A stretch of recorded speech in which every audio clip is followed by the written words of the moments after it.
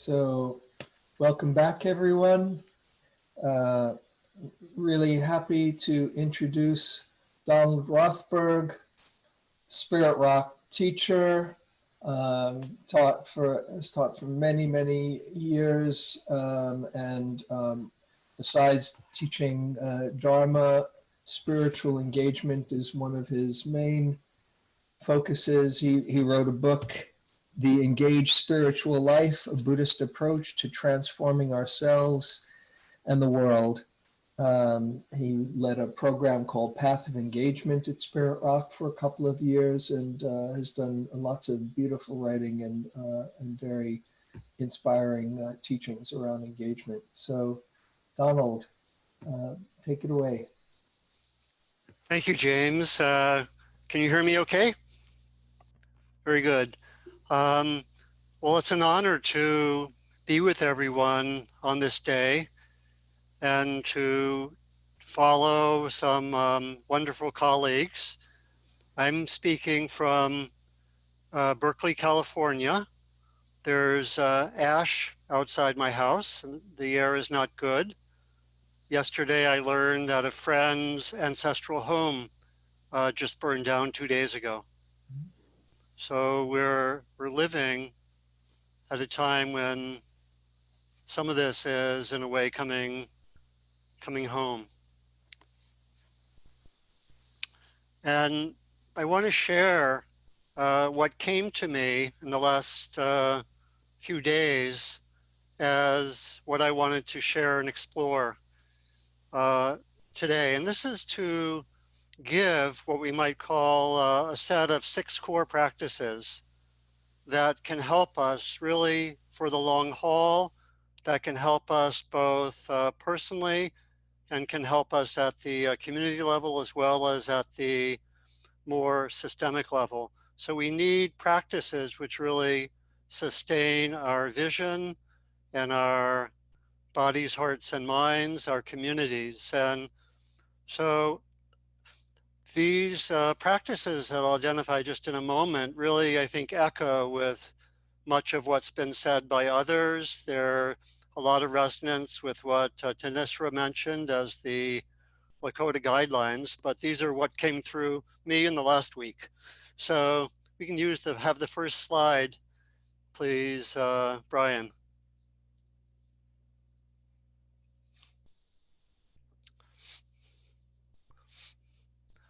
So we could be mentioning many practices, but these are 6 that I think can be especially central, can be in a way together our North Star. And these are all practices, which means that we incline in the direction indicated by the practices, but often we fall short, it doesn't work like we want, and so forth. So it's important to remember that these are all practices. So first, regular communion with the earth, and I'll explain each of these 6 and talk about them for the rest of the time. Second, building community, a sense of connection, practicing in this context. So very similar to what Kriti was suggesting. Being skillful with difficult emotions and thoughts related to the climate emergency. Cultivating empathy and compassion and bringing the empathy across boundaries of country, race, age, class, and political views. Very crucial. Fifth, staying connected with one's imagination. And when I get to that, we'll do a little bit of writing, either with pen and paper, pencil and paper, or possibly electronic device. And then 6th, finding one's own form of committed action and staying with it. So we can let go of the slide now, Brian.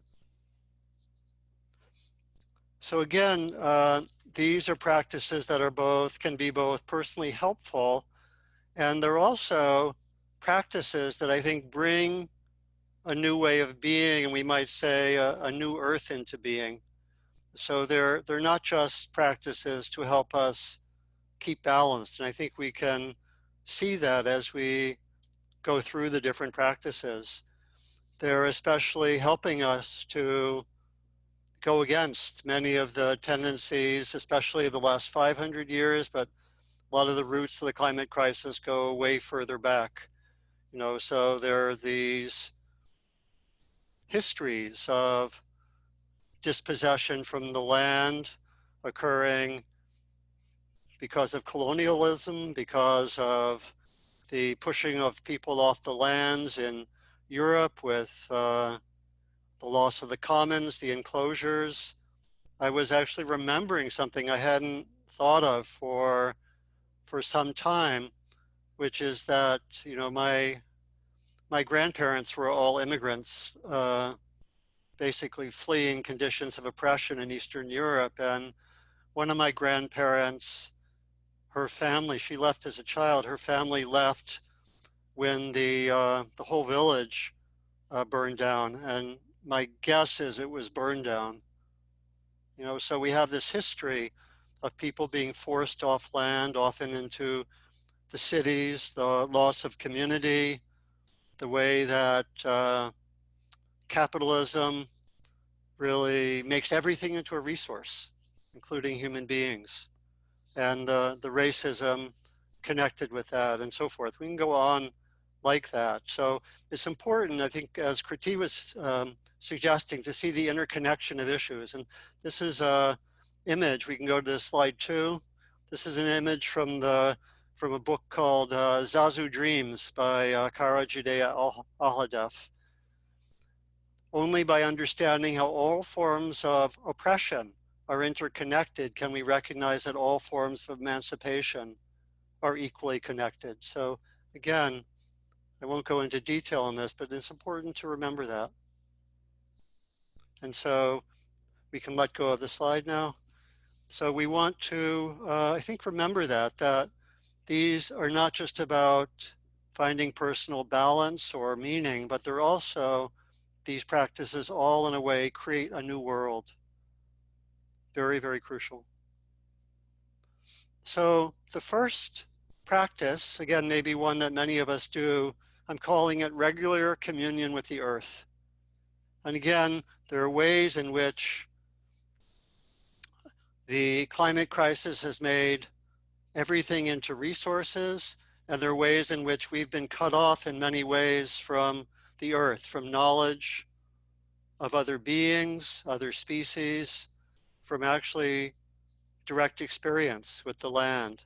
And so the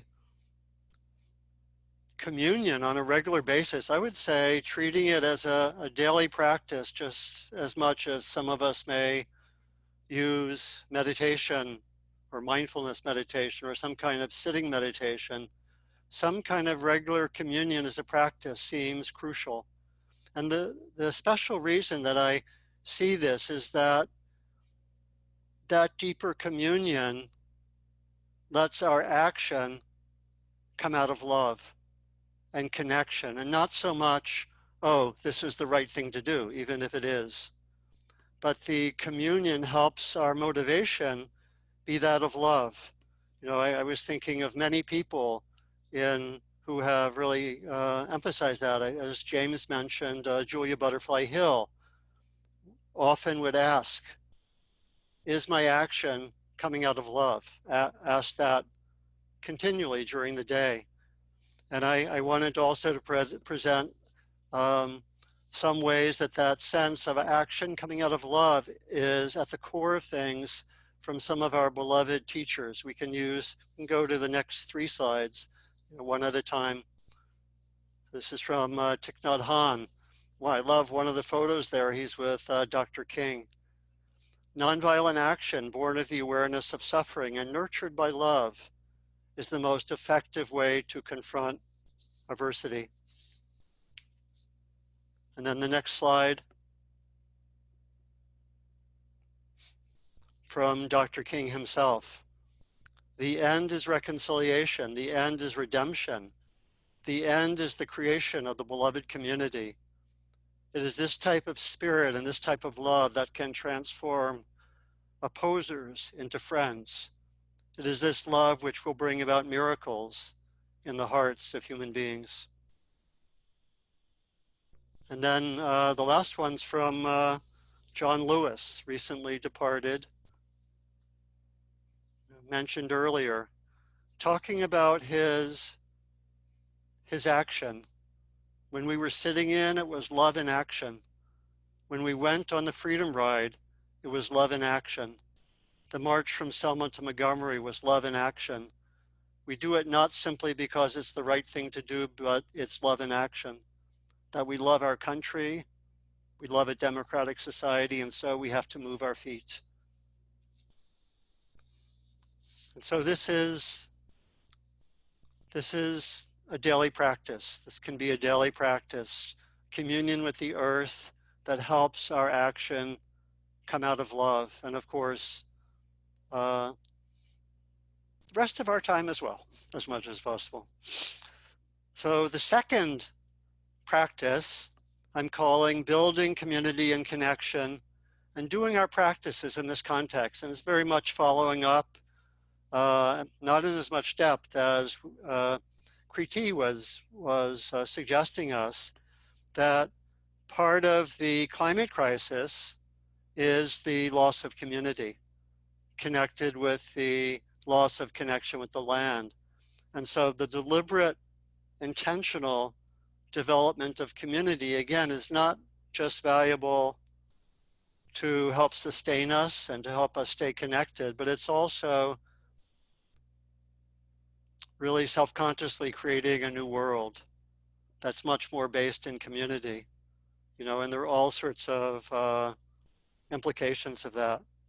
And so as we act, again, the crucial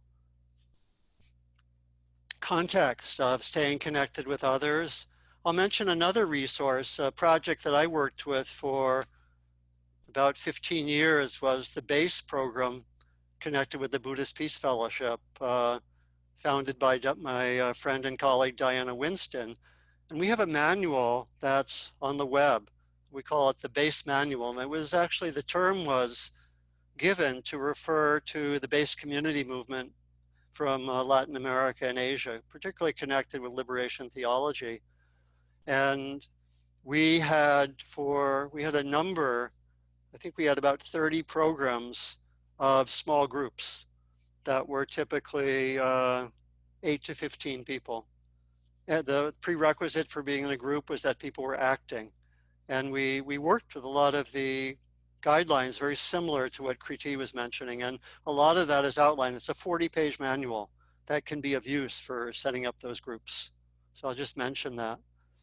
And so to find ways to build those communities, and also I think to be very conscious as we develop coalitions to see if we can go beyond the usual boundaries and have coalitions that are multiracial, multi-faith, multi-age, multi-class, and so forth. Like one of my colleagues here, Paloma Pavel and Carl Anthony, have developed a beautiful example of that called Breakthrough Communities, which is another great resource.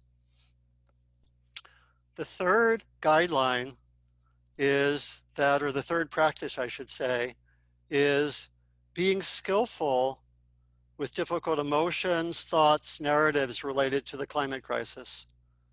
And we've already looked at that a lot from what James and Thanissara and Kriti have suggested. I could add, the difficult body states related to the trauma. I'm going to focus more on thoughts and emotions. I also think of Tija and the practice of Qigong, so crucial for settling and regulating the nervous system.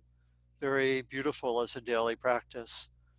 And so there are all sorts of things that arise. They're beautiful emotions that arise of love, of care, of inspiration, and so forth, and wonderful, inspiring possible narratives about joining together, being connected with others.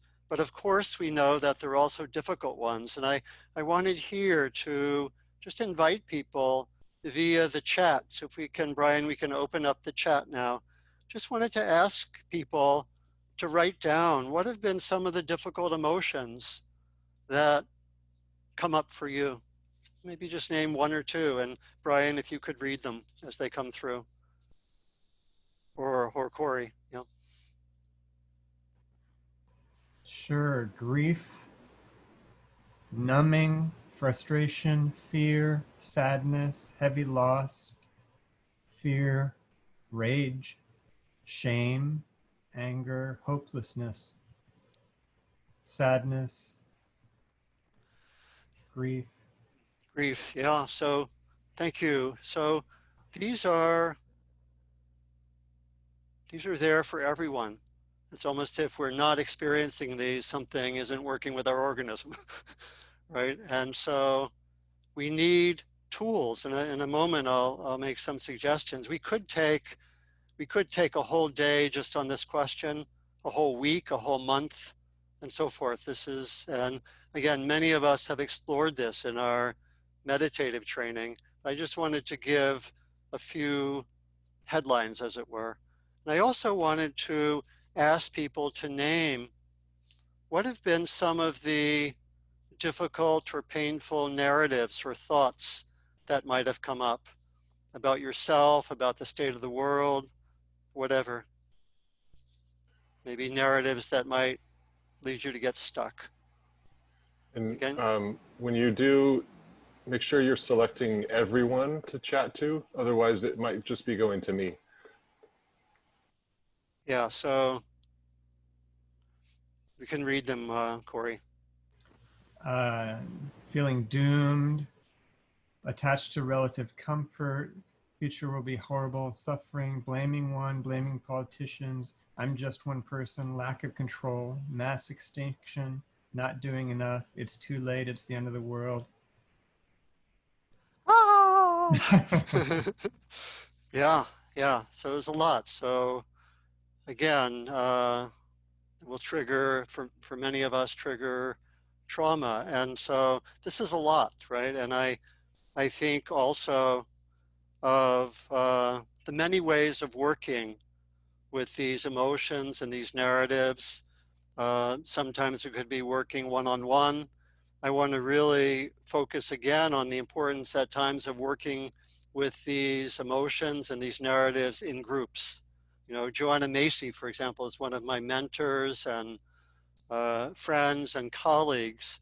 Her work gives these amazing contexts, and I've seen so many times, and I've seen it in myself, being stuck and being numb and being in the context of a community and belonging and connection, and something which may have been frozen for days or weeks or years gets unfrozen in a matter of a short time. That's possible. So we want to see the different ways that we can work with difficult emotions and thoughts individually in our meditation processes, with a mentor, guide, therapist, in groups as well. So I'm just going to highlight maybe 4 or 5, again, what I was calling headlines, and really suggest that this could be, I don't know if we have a follow-up, this could be a focus, right? That it's a big one for all of us, but a lot of us have been exploring this. So the first one is to know the level of intensity of the difficult emotions, the difficult narratives. I like to use the Olympic divers scale of 1 to 10. Is it a 9 or a 10? If it's that high, then we probably can't use tools like mindfulness and inquiry, because it's probably not workable. We need to have tools that help us come back to balance when we have the 9s or 10s. If it's in the middle range, we may be able to use other tools and so forth. Very crucial to know right off. You know, a second very obvious tool is to be mindful and name what's happening. Simply to know that. Again, that's obvious, and many of us work with that, but really, really crucial. A third, when we're spending time with in the territory of what's difficult, painful, challenging, to spend also a great amount of time with what gladdens the mind, to use the phrase of the Buddha, the communion with the earth, the inner practices of loving kindness, compassion, joy, equanimity, gratitude, forgiveness, and so forth. Very crucial, I think, for all of us to have regular daily practices that essentially gladden our hearts and give us some balance, because if we're going to go into the hard stuff, we need that.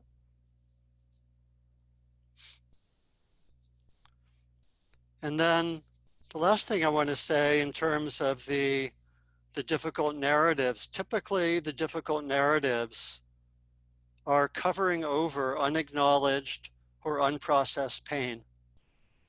And so we have to have ways of, as it were, getting beneath the narratives, the difficult narratives. And there are a lot of different ways to do this.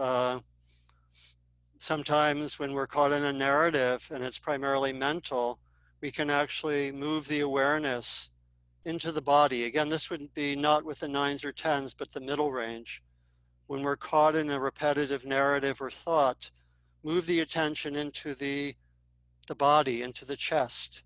And sometimes we can access that pain that's driving the narrative. Again, if we have that sense that the negative thoughts and narratives are being generated and driven by something we haven't quite processed, then we can try to find ways to access those emotions, that painful experience.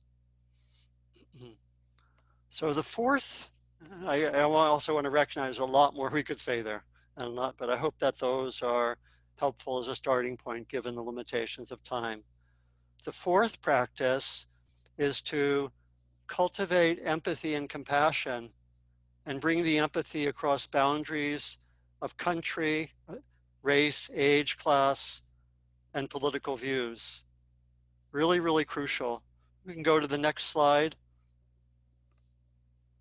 This is from a columnist, Otis Taylor, writing at the time of the last national election.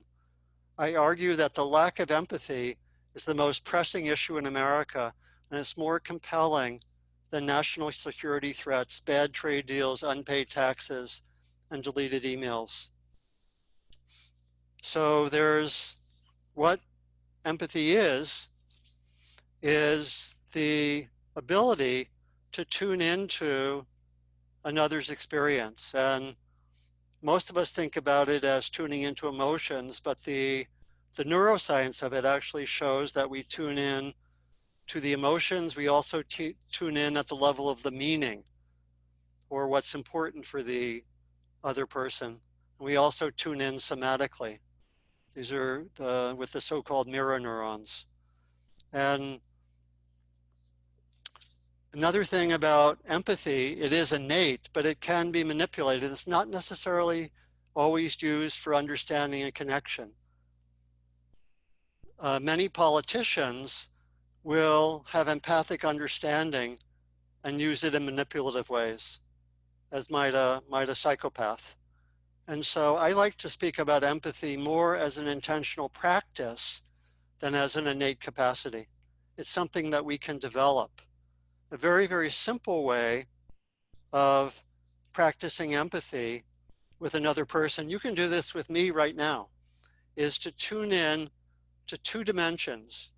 Tune in to the emotions that I might be expressing, and I'll maybe be a little more expressive, I don't know, and to tune in to what matters for me.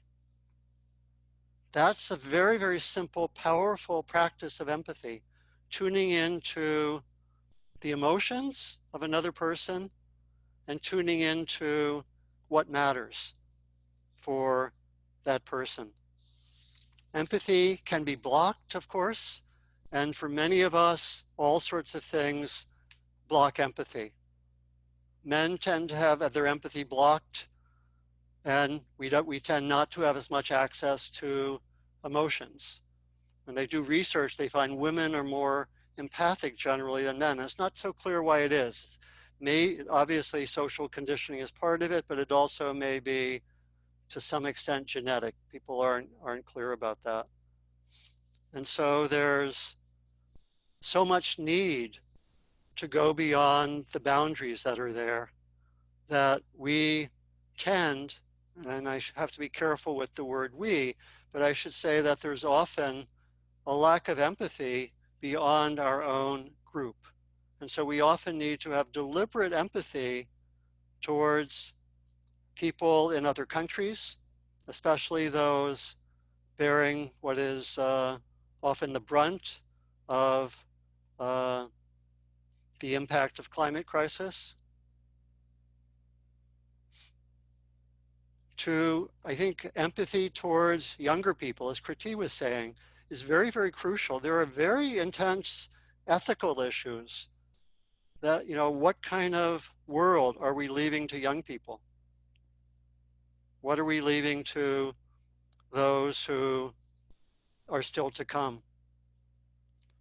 And there's a way that we can also be empathy across the boundaries of political views.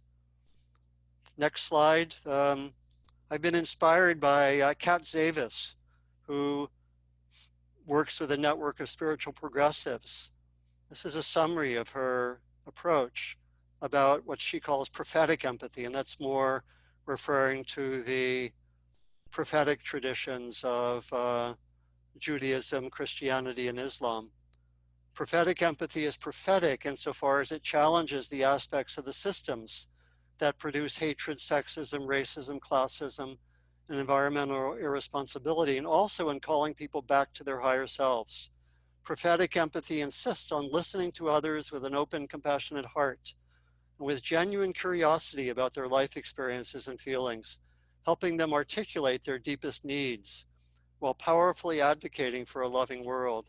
Prophetic empathy affirms the humanity of all people.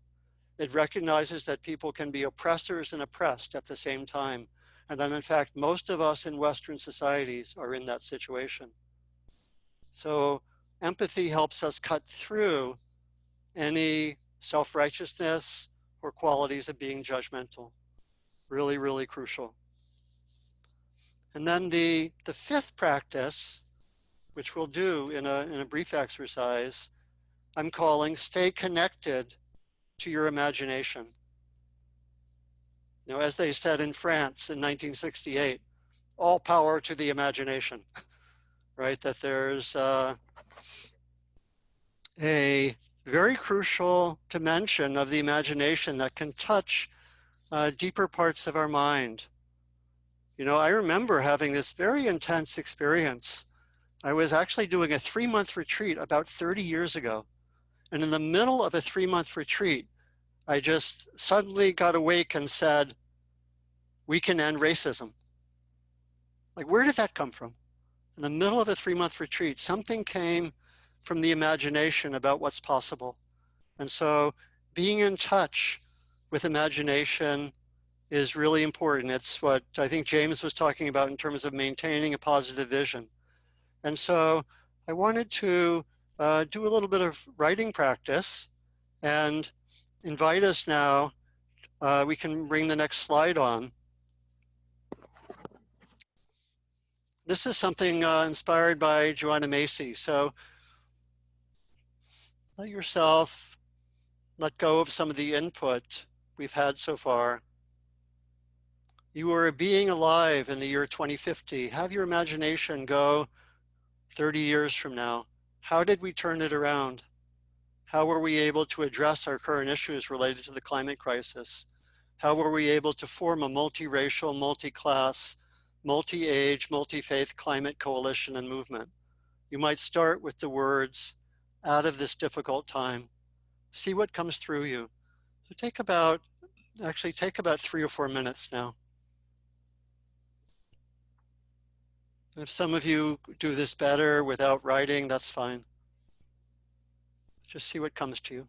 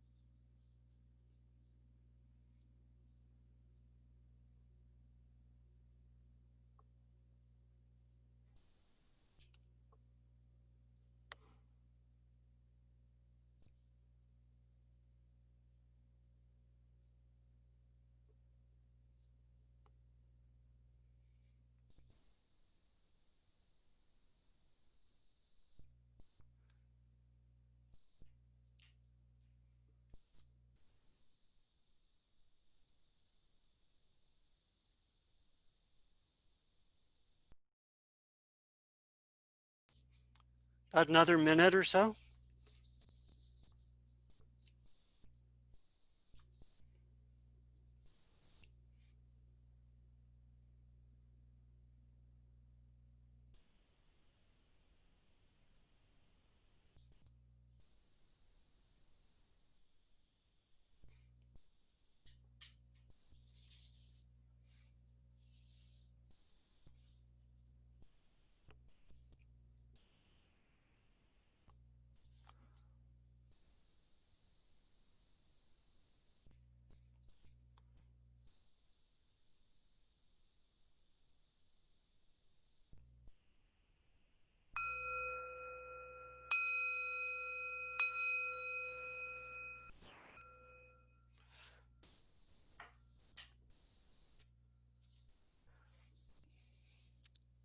Thanks, everyone. And if you were beginning to write something that calls for a lot more writing, feel free to continue later. I did it myself. It was, gosh, I was inspired. So I want to invite, would anyone be willing to read what you wrote or would like to read what you wrote? And we can use, again, the raise hands function.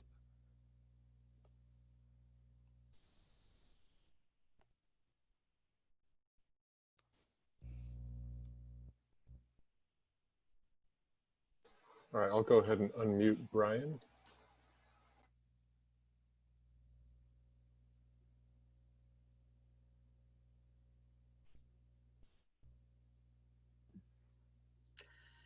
Hey, I'll post it in the chat box too. It's only like a paragraph.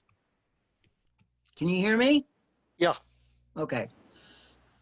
Okay, so out of this difficult time, people start to act for their local good, their homes, their neighborhoods, their cities, rather than against an abstract menace such as socialism.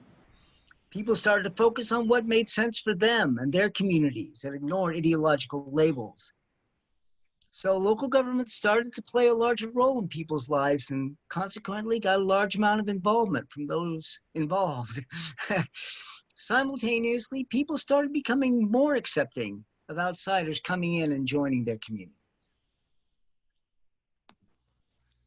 So that's how I could see it, is if people start really focusing on local actions and local good. Thank you, Brian, so much. I think we have time for one more. Anyone else be willing to? I think we have some on the raise hands. Yeah, I'll go ahead and unmute Jody.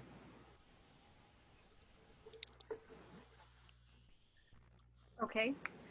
So I wrote, we carried on. We deepened and magnified all of our climate concern and our climate actions. We persisted.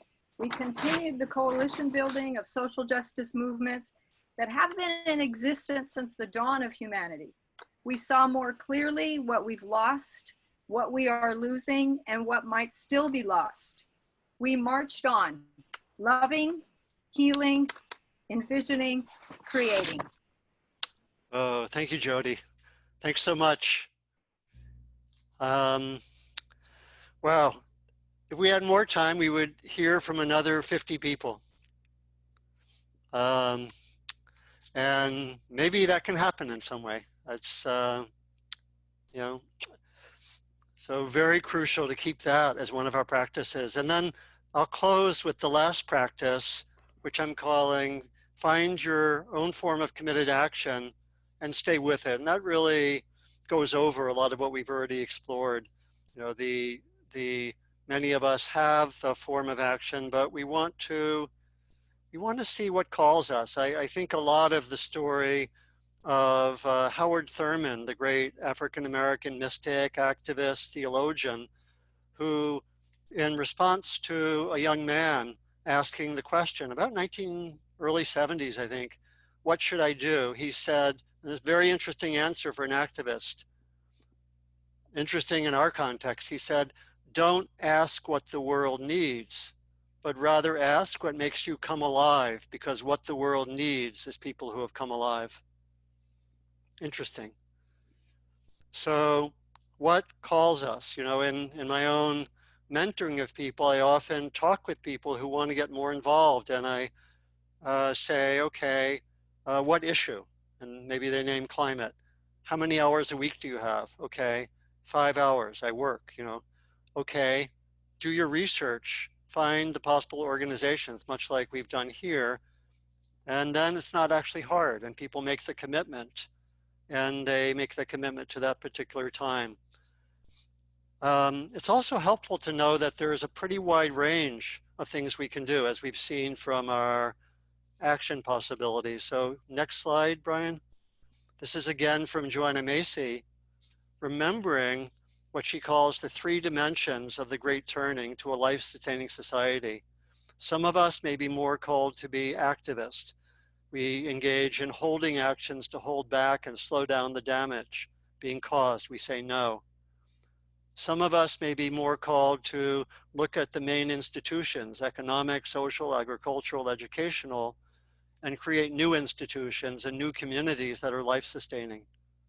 Some of us may be more involved with transforming and shifting consciousness towards a sense of caring, compassion, interdependence. What's crucial is that they're all intertwined. And so very crucial to make a commitment to that action. You know, maybe we have new forms of daily spiritual practice. We combine, you know, maybe formal meditation practice with empathy practice, with action. And those are our 3 practices that we work with every day, or some version of that. So I want to close just by giving some inspiring guidance on our action from 2 great beings. First is Vandana Shiva. This is what she said.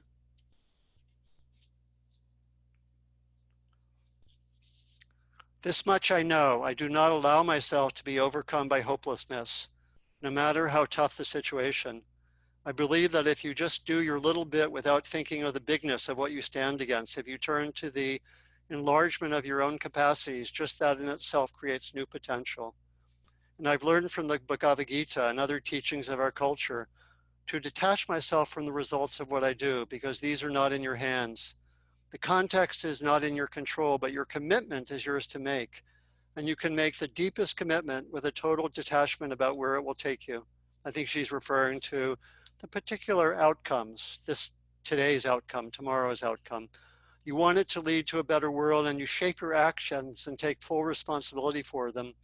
But then you have detachment, and that combination of deep passion and deep detachment allows me always to take on the next challenge, because I don't cripple myself.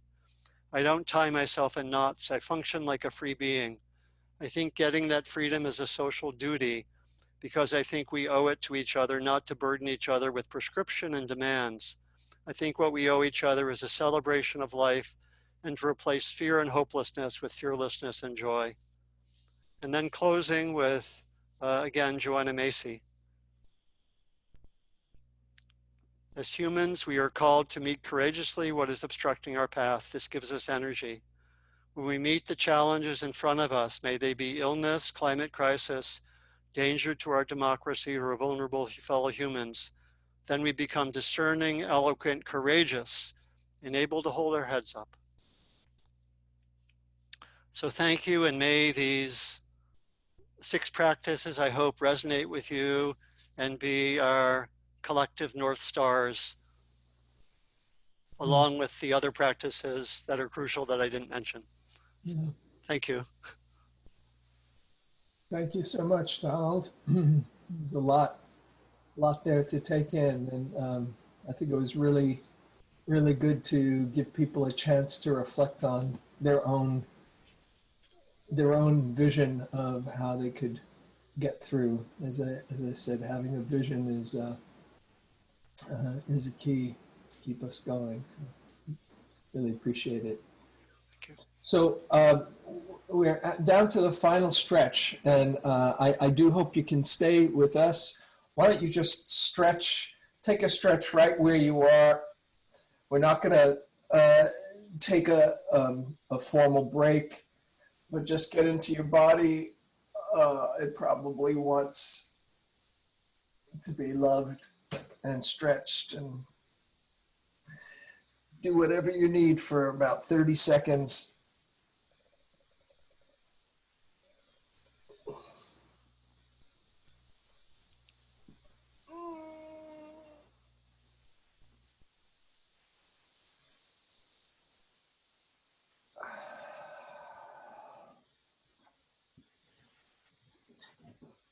Okay, so now that we've stretched, we'll go into the home stretch, and want to do a few things in this last session. Before we leave, I want us to get a chance to reflect on what we'll take with us from the day. So it's not just a passive reflection, but you maybe have come up with an action, and also whatever else has touched you for the day that you can bring forward in your own life and with other people in your life.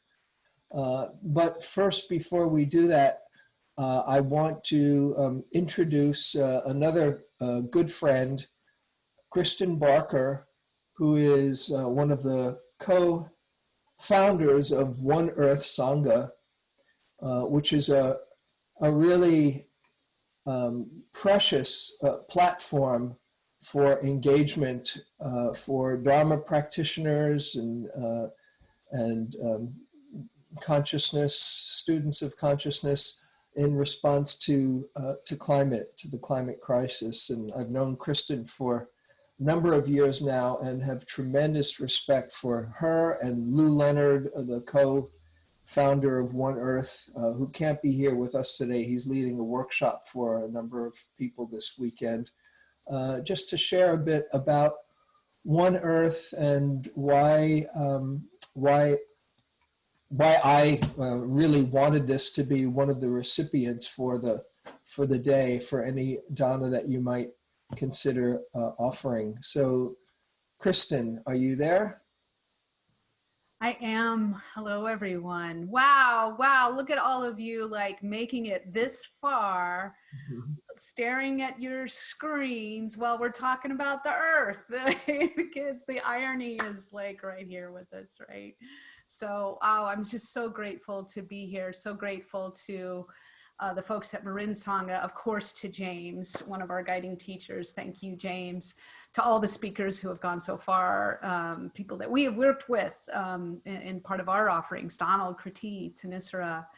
So I'm joining you from Washington, D.C. with gratitude for the historical and current caretakers of this land, the Piscataway peoples, indigenous peoples to this area. And before coming to DC to do this kind of work, I made a huge shift in my career. I had lived in the Bay Area for 15 years. And I have to say that the images of the wildfires on my various screens over the past several days, places that I know, that I recognize, like I've been right there, places that I have loved. It's been difficult for me to take in. I can only imagine what it's been like for you there, living through this still unfolding firescape. Now we have these twin storms headed to the southeast coastlines here in the U.S. Not enough water for y'all and too much water down there, and wind tearing through it all. So I've been thinking about this place that we're in and what it means for One Earth Sangha, the work that we're doing, how we're adapting to all of this. And in some ways we might compare it to leaving retreat, standing up from the cushion, that moment when we leave behind the safety and comfort from all the supportive conditions that help this kind of rarefied practice to face the difficulties and the dangers of this world. We're kind of thrust from one world into another. Only in this case, I didn't know I was on retreat. I didn't know I was on my cushion. It's like the shift in this space that we're in is happening around us, not a movement that we're making, but it's happening around us. Nonetheless, the Dharma is here. It's always on offer. And for lay people like us, COVID, racism, fires, flood, species collapse, these teach the Dharma. So many of you here are already connected. As I said, James is a guiding teacher. And the thing about One Earth Sangha that I just, a myth that I want to dispel right from the start is that we're about, getting Buddhists off their asses. I mean, yes, sorry for the language, but yes, that's part of it. We're mobilizing Buddhists to take what we know and understand and have integrated this ability to work with the heart, work with reactivity, and show up as Donald and others have so beautifully talked about, for the causes that move us, for social and ecological crises. Yes, to that, of course. But there's so much more to say, and that is, this is the modern Dharma on offer. We are building on the rich tradition of Buddha Dharma, with a full embrace of science, psychology, sociology, restorative justice, movement building. We are cultivating the consciousness that can inform, inspire, and guide efforts to actively protect, repair, restore the living earth community. A reciprocal relationship with earth, one that doesn't try not to take from earth and see how that goes from you. We don't live, but we can give. We can extend. We can act in solidarity with earth. So this is a service. We are so arrogant, perhaps, to say that this is service to the Dharma itself. Our activist agenda is to evolve Dharma. For where we are right now, in these generations, the classic Dharma has wrapped this world, just as these are the generations facing the ways in which humanity is extending beyond what the earth can carry. So this Dharma, eco-Dharma, is saying that to fulfill the promise, the wheel of the Dharma must turn again. Eco-Dharma is thoroughly rooted and extends Buddha Dharma to be ecological. What do I mean by that? Collective, relational, inclusive, justice-oriented, restorative, reciprocal. These are not words in the Pali Canon, but these are the wheel of the Dharma. It's like an open source project. It evolves. And this is what it's calling us into, I believe, and that's the work that we're carrying out in One Earth Sangha. So we focus on the wisdom and practices while we're also building community and supporting engagement in all forms, recognizing and expanding and diversifying what we consider to be activism. Standing in front of pipelines, fantastic, amazing, beautiful. I'm so grateful. It's not the only way. It's not the only form of activism that counts. But with that said, let's consider for a moment the state of this broader secular and religious climate movement. Because along with countless forms of social activity, COVID-19 has understandably slowed down climate activism. We had big plans for Earth Day, y'all. Big events planned, and none of that happened. But as many writers have noted this year, starting in April, really, the pandemic provides critical lessons so relevant to the climate movement. Chief among them might be this: reliable information, science, and social solidarity. These save lives. That is the willingness to change behavior on a massive scale in the interest of mutual care.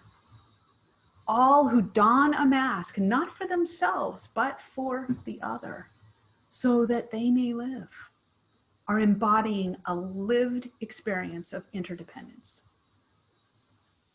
So as our work for ecological health continues online in all of its forms, and we ready ourselves for the mass mobilizations that may be possible down the road, I submit that we have more to build on than ever.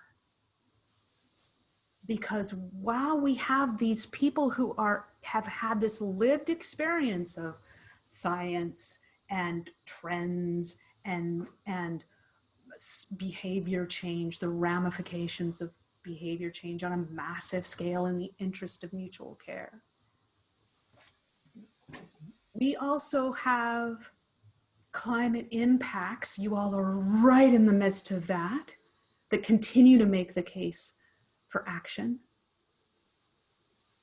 combined with the demonstrated ability of youth to galvanize us with their urgency, with their moral call, with maybe a little bit of kind of a helpful version of shaming. And with this as well, the widespread demand for justice led by Black Lives Matter. I mean, who knew that it was going to be global, that it was going to involve not only big cities, but small little towns?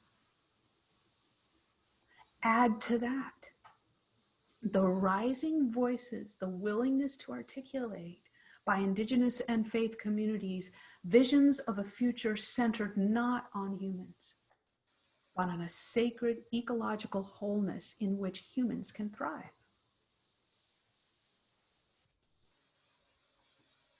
Social movements have and always are messy. They are an emergent phenomenon.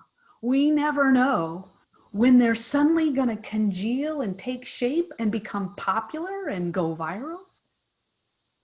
We never know.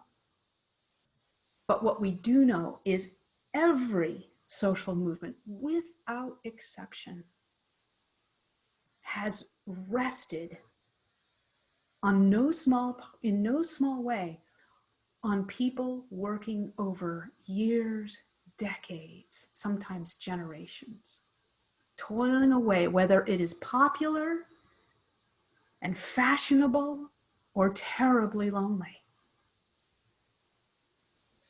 People who are listening to themselves and to one another and then consistently integrating, illuminating, articulating, advocating. So we don't have a clear map of this terrain. We don't know what this looks like. No one's done this before. But we have so much to build on that was not here, even many of these elements not here a year ago. In our practice, we have a compass. In one another, vital support. So should we choose to act, to invest ourselves ever more deeply in the face of so much uncertainty, we might find unprecedented breadth and depth in our movement. Friends, we may find unprecedented breadth and depth. So it's not my business. It's not my business to know whether or not the climate movement is suddenly going to become wildly popular or whether it's going to take 5 years, 5 months. I just keep working. And I seek the support of our others, and I find ways, as has been said by so many others, to integrate the social justice dimensions, to root my actions deeply into wisdom and non-reactivity, making enemies of no one. This is not just because it's the right thing to do, it's because it's more sustainable for this heart to operate that way. The flagship program for One Earth Sangha is called the Eco-Sattva training. And this past, the most recent version of it that was released in very end of last year is called Together and at an Edge, because we're at an edge. I've been working in one way or another on climate for almost 20 years. And there is a pervasive sense of disempowerment. And for me, that is the most tragic. What do I mean by that? This idea that, is it too late? That's a way of looking. Is it helpful? Is it onward leading? Too late for what? For who? The child born just this morning? Is it all going to be fine? Certainly not.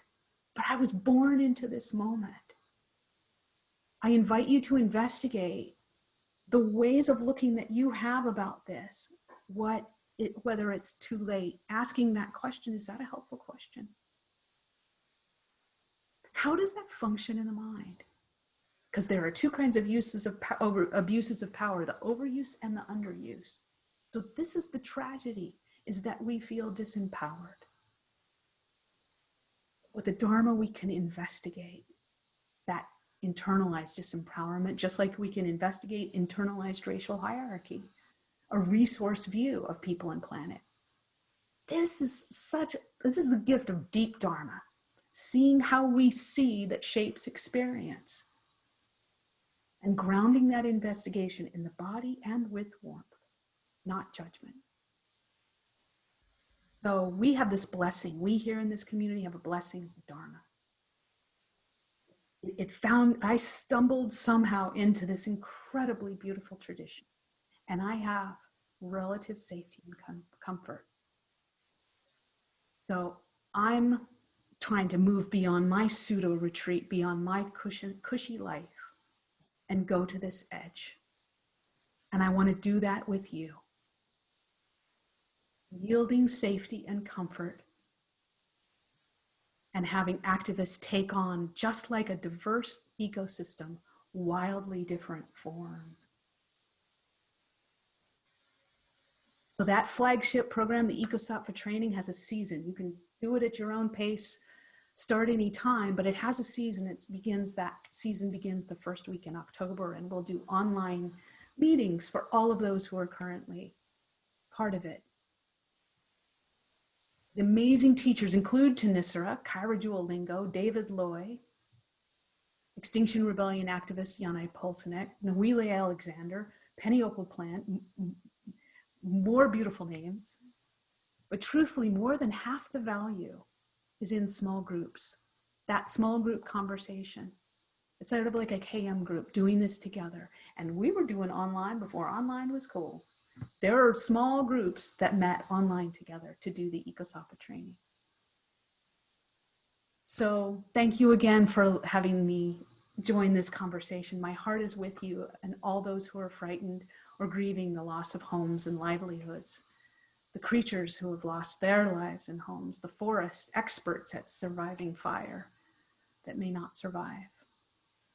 May the Dharma, your Sanghas, your own Buddha nature support you. Thank you again to Marin Sangha and all those who are contributing to today's event and supporting our work. I invite you to go to oneearthsangha.org. Thank you, Kristin. Yes, and I do really encourage you to go to the website and be on the mailing list. There's so many beautiful articles, inspiring articles and teachings, and many teachings to come. I'm part of a group of guiding teachers and having plans to have regular teachings and sharings from teachers that probably you love and can take some inspiration from, and lots of ideas, as well as the training, just lots of ideas into how to bring your Dharma practice into your love of the earth practice. So really appreciate it. And if you can support One Earth, I think it's a good investment. So in the time we have left, a couple of things that I thought we could do. You've gone through the day, amazing. You're still here with us after all this time on with a screen in front of you. There's something in you that that really cares, okay, and something in you that probably wants to make a difference in this world. And after being here for the whole day, I'd like us to just reflect for a few moments before we get a chance to share with each other. If you would, maybe let your eyes close. And there's been a lot of words, a lot of caring and inspiration and content. What touched you today? What ideas or possibilities?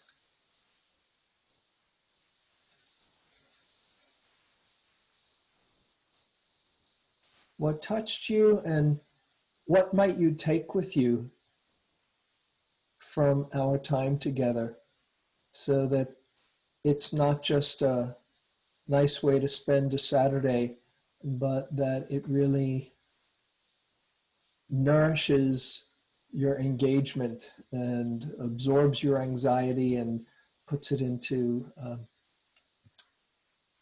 joyful responsibility.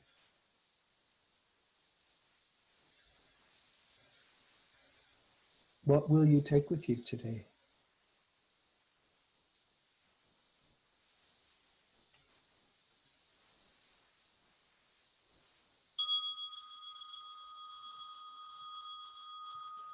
Okay, so now what I'd like us to do is to share with each other. Now, I know that this is a stretch for some, but I would like to ask you to stretch yourself and have Brian put us into breakout rooms for about 10 minutes, where not only are you sharing what you are, what you might take with you, but you're also witnessing to other people and feeling support of each other, so that you're being witnessed and you're witnessing, and just sharing a bit about what's impacted you and what you will take with you, and maybe what particular action you might take with you. And we'll take 10 minutes, and then we'll come back and have maybe a little bit of sharing, and Thanissara is going to close with a dedication of merit. So, Corey, last words? Oh, sure. Thank you. Well, thank you, everybody. Thanks to the teachers. Thanks to the presenters, to James and Carrie, Marin Sangha. Thank you for Brian for running the Zoom. We had some things that he had to jump on to figure out quickly. Thanks to the room monitors. Everything, if you have the website that I've posted a few times, and that was in the Eventbrite, that's going to be your go-to place. Also, marinsangha.org. You can come visit us. There are talks on our marinsangha.org website as well. And Donald did some really good ones on transforming racism recently that you can listen to. And if you have any feedback, you can send it through to at marinsangha.org. There's a place to do it. You can reply to the Eventbrite. I believe that'll go to our Gmail account. And I hope that you'll take your actions, and we'll look forward to counting them up and seeing how everybody did. And I thank you very much for your dedication to that. So thank you. Thank you. Corey, you did an amazing job through and through, and it was your vision, and look what you created today. And so appreciative for everyone. It takes everybody. You can't do this alone. You can't do it alone. It's no fun, and you just feel like you're just going nowhere. But together it becomes a joyful activity. One thing before I turn it over to Thanissara to say goodbye is, I invite you to put your hands out on the screen, on the edges of the screen, so that your hands are touching the person's hand in the cell next to you. So make your hand so it's at the edge. That's it. And you might even give a squeeze. And just feel connection. Here we are all together from who knows how many different places. What a joy to spend the day together. So thank you so much for coming. And thanks to all the presenters, and Thanissara and Donald and Kriti and Tisha and Eve and Kristin and Brian doing such a beautiful job, and Carrie and Corey. So Thanissara, why don't you dedicate the merit for us all at the end? Thank you so much, James. I also add my thanks to you and to everyone, and to the beautiful sense of love and connection that's been generated through the day. I'm reminded of Sri Nisargadatta's teaching, reality comes in the form of the unexpected. So there is another card player in this game that is larger than any of us, and that is the reality, deep intelligence of Mother Earth herself. And we see that arising in so many ways, and in that we can hold faith. So may the blessings of this beautiful gathering, this profound gathering, this real gathering, this heartfelt gathering, this gathering that brought forth so much commitment and passion and inspiration to translate everything that we know into action. May the blessings of that be shared with the ancestors of this land that you're sitting on, all lands here. May they be shared with with each of us, all our families, that they be protected and free from harm from these fires here in the Southwest and in California. And across this whole land, as we go towards a very, very significant moment shortly, in a short few weeks, that will decide the destiny of so much. May all the forces, may we invoke all the forces of the ancestors, of the spirits, of the guardians of all that is wholesome and good, all protectors, all Dharma protectors, all spirits of the land, all elemental forces, all Dharma ancient ones that hold the depth of truth and wisdom, all lineage holders of wisdom and compassion. May they be with us. May their light be with us. May their support be with us. May all protection of this planet be activated through our alignment with the depth of truth, the depth of all of the ancient ones rising at this time. May all blessings be shared with all children, all being born at this time, all coming into play in this planet, that they have all that they need to engage, to be protected, to bring forth their power, their truth, and their voices. May all blessings generated from this day and from our practice adorn the Buddha's pure lands, repaying the kindness of the awakened ones, the ancestors, and all beings, while abiding and aiding with those suffering in all realms. May all who hear the Dharma bring forth the resolve of Bodhi, of awakening. And as we purify and transform obstructive karma, may we join in one body, heart, and mind, sustaining the Bodhisattva intention in service of all. Om Mani Padme Hum.